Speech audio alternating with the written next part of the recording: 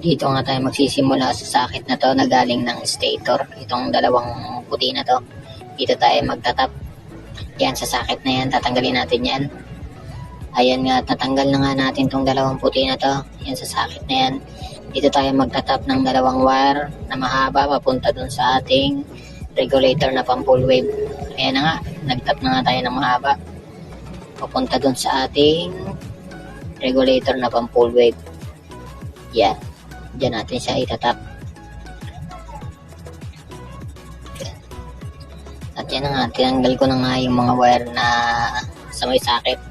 Stock na regulator. Yan, tinanggalan natin yung tatlo. Yung puti, hindi na natin kailangan yan. Itong itim lang, itong dilaw, tsaka yung pula lang ang kailangan natin. Yan. At ito nga palang dilaw at puti na ito nag-aaral ng regulator. Kinonect na nga natin sa pinagapang nating wire nang galing ng stator. Yan. Kinabit na natin siya. Yan, galing yan dun sa stator. Kinonekta natin yan dilaw puti. Tapos ito namang green ng rectifier, kukonekta natin dito sa black na galing sa stock ng rectifier. Yan. Tapos yung pula na galing ng pang full wave natin regulator, kukonekta naman natin sa pula. Sa pula. At ito namang dilaw na to, galing ng stock regulator, kukonekta naman natin siya sa itim ng pang full wave na regulator. Tapos may nakatap tayong extra wire.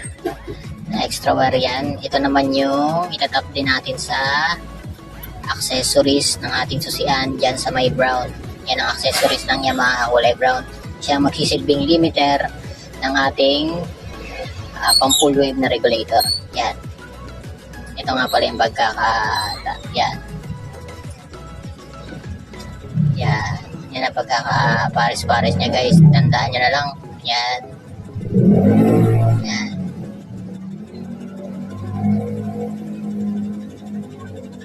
Okay, at na-arrange na nga natin siya. Yan. Yan. Yan ang pagkaka-arrange niya. Then, titesting na natin kung gumagana nga ba. Yan. Ang kanyang voltage na binabato. 14.8 na. So, successful ang ating pagkaka-full wave sa kanya. Alright. Salamat sa panonood.